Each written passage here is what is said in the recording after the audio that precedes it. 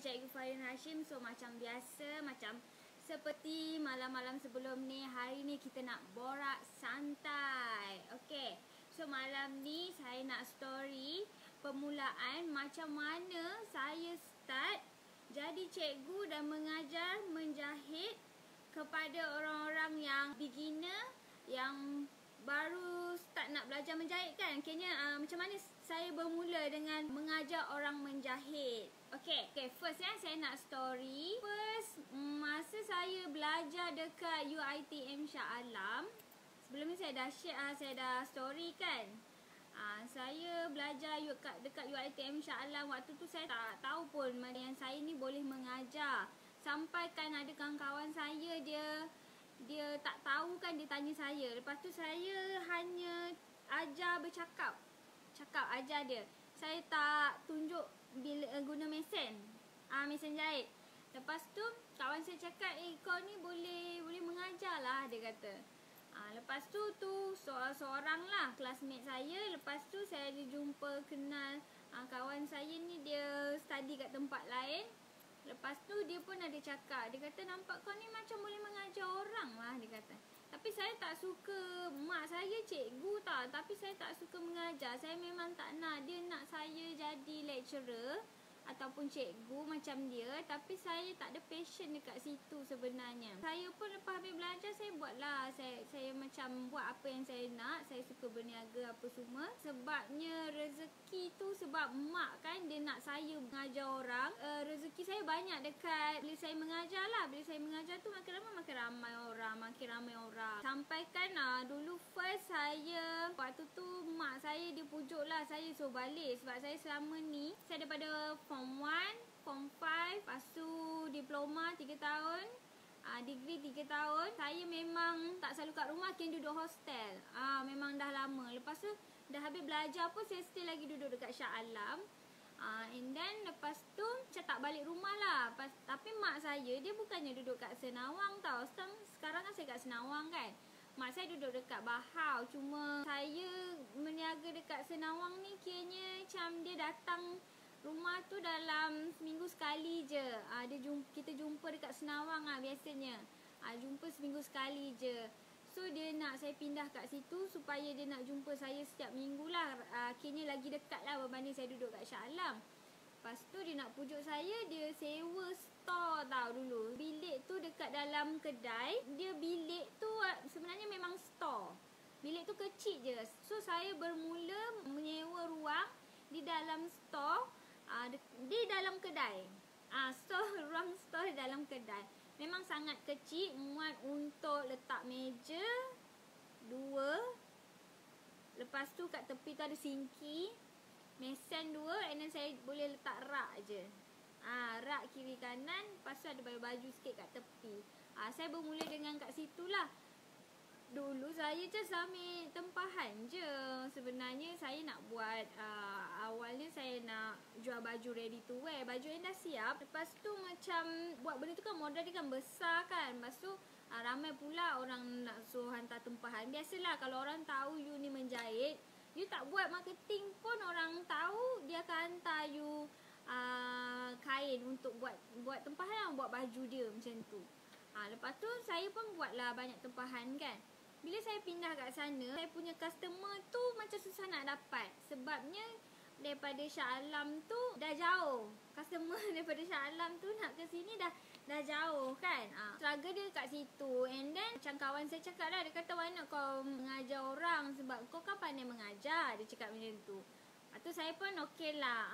Kita pun start lah buat mengajar orang. And then saya buat modul saya sendiri, nota saya sendiri. Saya start dengan pakaian basic lah. Macam biasa, macam semalam saya cerita, start dengan baju kurung moden, lepas tu baju kurung berpesak, dan yang lain-lain. Makin ramai. Kiranya student kat situ yang boleh masuk kat dalam store tu adalah 2 orang je. Paling ramai pun 3 orang lah. Tapi 3 orang tu pun macam dah belagal bontot dah. Meja dengan laluan kat tepi ni, kalau dia kat depan macam ni kan, belaga bontot lah. Macam tu.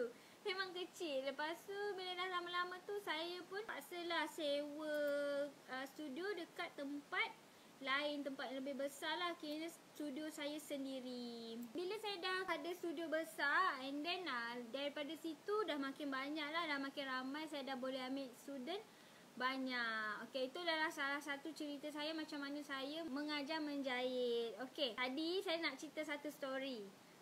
Story ni pasal mak saya lah. Mak saya kan sekarang kat Bahau. Dia tak boleh, kita tak boleh nak jumpa dia. Saya pun tak boleh nak balik kampung. Lepas tu dia cakap, ni lah Umi tengoklah live live kau dekat Facebook. Dia kata kan sebab dia rindu kan. Lepas tu dia cakap, seronok lah dengar kau bercerita-cerita ni. Dia kata kau tak ada cerita ke pasal Laka, dia kata. Dia nak suruh saya bercerita pasal dia.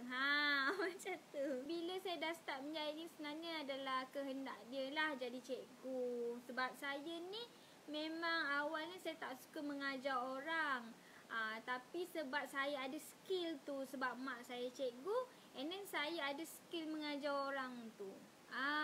Saya pun tak sangka lah, macam kadang-kadang tu saya ajar basic, lepas tu saya hanya bercakap sahaja. Saya tunjuk-tunjuk macam tu, tanpa saya menjahit, tunjuk macam mana nak jahit baju tu. And then student saya dah boleh menjahit pakaian, pelbagai jenis pakaian. Saya pun tak sangka dengan macam saya hanya bercakap sahaja, dah boleh memberi ilmu yang sangat power lah. Sampai student saya dah boleh jahit macam-macam baju, dah pandai sangat. Berbeza sangat lah kalau saya nak bandingkan saya dengan cikgu lain tu, caranya agak berbeza. Lagi satu saya nak story juga. Pada sesiapa yang ada Instagram, saya ada buat video pendek-pendek tau. Contoh kalau dekat YouTube, video tu panjang, you nak tengok sekali imbas je, you boleh pergi dekat Instagram. Pada sesiapa yang ada Instagram, you boleh pergi dekat IGTV. Dekat Instagram tu dia ada 3 kolom tau. Satu dia ada bentuk macam petak-petak-petak, ni khas untuk gambar. Yang keduanya dia ada bentuk TV, gambar logo TV tau. Yang ketiga tu untuk yang tag-tag. Puan boleh tekan yang kat tengah-tengah tu. Itu adalah lambang IGTV. Kita dah masukkan beberapa video daripada YouTube tu, tapi kita pendekkan, compilekan. Kalau nak tengok boleh tengok kat situ. And then saya akan masukkan juga video live saya yang before ni di dalam IGTV tu. Kita akan pendekkan dia tak sampai 30 minit macam tu.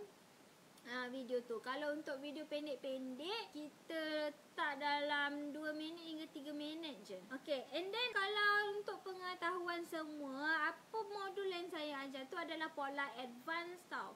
Kalau baju kurung Riau yang puan belajar tu adalah pola advance. Di mana kalau puan belajar dekat luar, nak beli buku pun mahal. Ya, sekarang ni saya bagi free sahaja. Boleh ada video sekali, boleh tonton berulang kali. Saya nak story. Satu story, saya memang dah perasan lah. Bila contoh you beli kain kosong, kan? Contoh kain kosong, you nak nampak baju tu nampak mahal. Kain bercorak pun boleh juga tau. Tapi dia lebih, kalau manik ni biasanya kain kosong lah. Kain satu warna je. Dia lagi nampak eksklusif bila dia tambah manik. Manik tu contoh kalau puan tak tahu nak jahit, puan boleh beli tau. Manik tu dia dah susun, orang tu dah designkan. Nanti dia letak dekat net. Lepas tu nanti dia gunting, dia akan jual yang dah siap design tu. Nanti kita beli, kita terus tampal je dekat baju. Ada bunga 3D.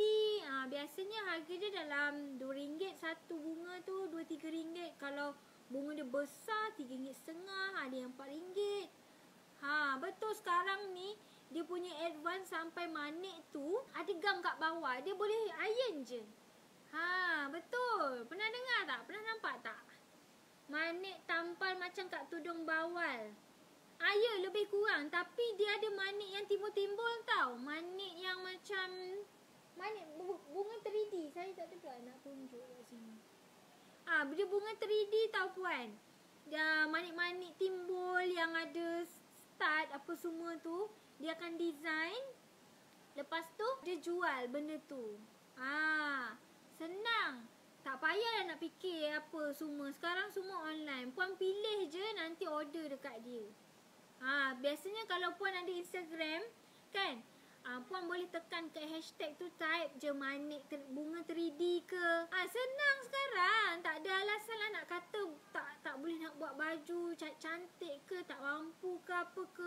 sangat senang lah sekarang saya rasa. Nak beli barang semua, ya Allah. Dan lagi bila tempoh pergerakan, walaupun tak boleh keluar rumah kan, tapi macam kita mesti nak tengok kan. Hari ni saya pergi tengok makeup tau, beli makeup. Sebab apa? Sebab saya kan dah start buat live kan. Saya tak nak lah muka tak cantik, tak berbedak. So saya dah scroll dah barang makeup. Belajar makeup pula tu. Tengok hari ni, cantik tak? Macam saya kadang-kadang kan, sebab saya kan pandai menjahit kan. Bila kita nak beli manik-manik tu, kadang-kadang saya rasa macam mahalnya. Dalam 2-3 ringgit satu kan. Kadang saya buat sendiri tau. Ya betul, bunga 3D tu saya buat sendiri. Kita hanya beli yang macam, sekejap saya tunjuk saya beli yang macam ni. Dia ada jual yang macam ni. Nampak tak? Lepas tu kita boleh jahit. Dia akan jadi bunga lah. Nampak tak? Buatlah satu-satu. Lepas tu kita akan letak macam ni ke. Dia design sendiri. Nampak tak? Saya buat sendiri je. Saya ada juga beli yang macam ni, bunga 3D lebih kurang. Ni contoh yang saya ada. Kan? Sebab bawah dia akan letak satu kain felt, boleh buat bulat je. Lepas tu kita tampalkan ni. Ni saya bagi tips lah kalau nak buat sendiri. Nampak? Ni belakang dia felt, lepas tu you just letak benda ni, design buat bunga. Lepas tu tengah-tengah you boleh letak pearl ataupun beads. Lepas tu dia akan jadilah. Dia akan jadi macam ni. Nanti saya tunjuk, insyaAllah saya tunjuk bunga 3D yang kita boleh buat sendiri. Senang jugalah. Boleh dapat banyak. Cuma bezanya kalau kita beli tu sebenarnya kita beli masa. Ambil masa kan. Ibarat macam kita membeli masa. Faham tak? Faham tak konsep saya? Saya buat chunky bead sendiri. Lepas tu kadang-kadang ada yang jual fader bulu-bulu kan. Perasan tak dulu? 2-3 tahun lepas ada famous tudung ruffle ke apa.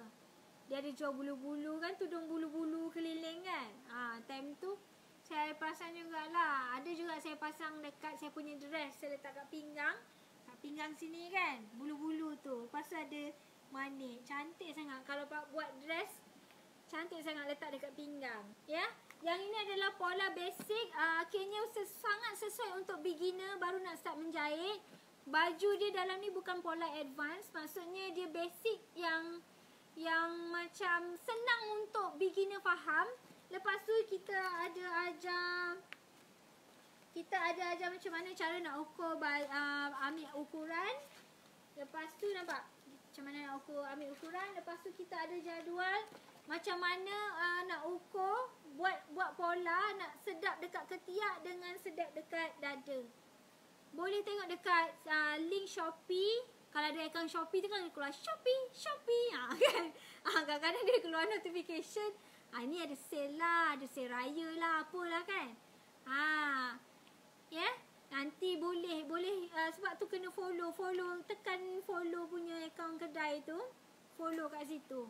Kalau saya ada update pola baru pun insya-Allah nanti dia akan keluar lah kat situ. Ada yang new arrival punya ni. Okey, sebelum ni saya buat live, saya ada story pengalaman saya waktu saya intern di Indonesia. Ya boleh tengok story tu, ada saya dah share dekat page saya. Kalau berminat lah. Kalau tak berminat tak payah lah. Tunggulah kita borak topik lain pula untuk malam ni ataupun untuk esok lusa ya. Type je grup menjahit Cikgu Farin. Nanti dekat situ boleh join grup. Nanti saya akan approvekan ya. Jangan risau. Saya approve dekat grup tu free je. Dia macam e-book juga ya. Dekat situ ada juga nota-nota yang saya share secara percuma. Dia macam e-book. Nanti tekan dekat unit, dia akan tulis kat situ cara melakar baju ni.